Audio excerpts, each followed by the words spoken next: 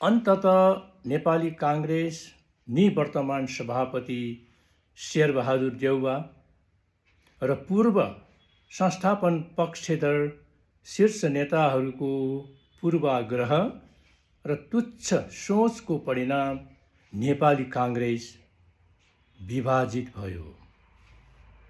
स्मरण रहोस्, महामन्त्री द्वय गगन थापा, विश्व प्रकाश र सहमहामन्त्रीहरूलाई पार्टीको साधारण सदस्य समेत नरहने गरी 5 वर्षसम्म गरिएको निष्कासन पार्टीको आन्तरिक कारबाही थिएन।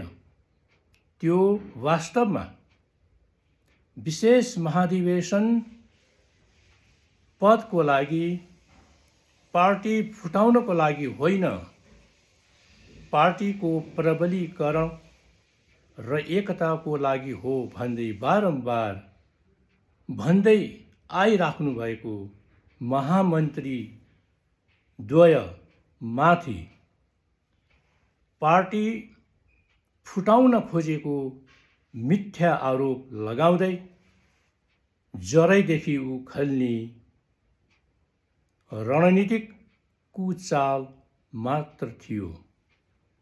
तर त्यो कुचाल आत्मघाती साबित भयो। त्यो कुचाल भूचालमा परिणत भयो।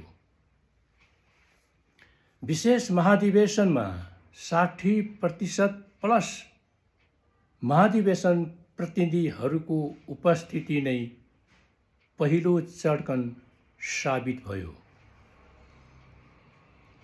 विशेष महाधिवेशनबाट निर्वाचित कार्य समिति गगन समूहलाई निर्वाचन आयोगले आधिकारिकता प्रदान गरे पश्चात पूर्व संस्थापन पक्षधरहरूको पैताला मुनिको जमिन खस्कियो।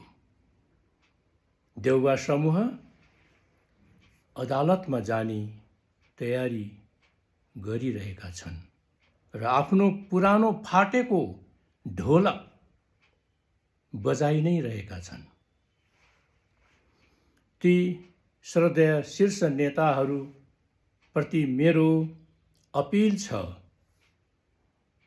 इगो छोडौँ, हठको राजनीति नगरौँ, नेपाली काङ्ग्रेसलाई सिङ्गो राखौँ, समस्त काङ्ग्रेसी जनको निष्ठा, भावना र एकतालाई जीवन्त राखौँ, भ्रष्टाचार, नातावाद, कृपावाद र कुशासन विरुद्धको जेन्जीहरूको मागलाई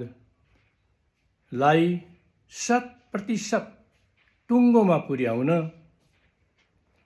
सभापति गगन कुमार थापाको नेतृत्वमा ऐक्यबद्ध भई अगाडि बढौँ।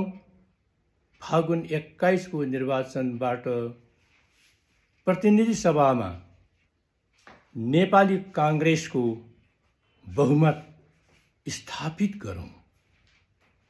जय मातृभूमि, जय नेपाल।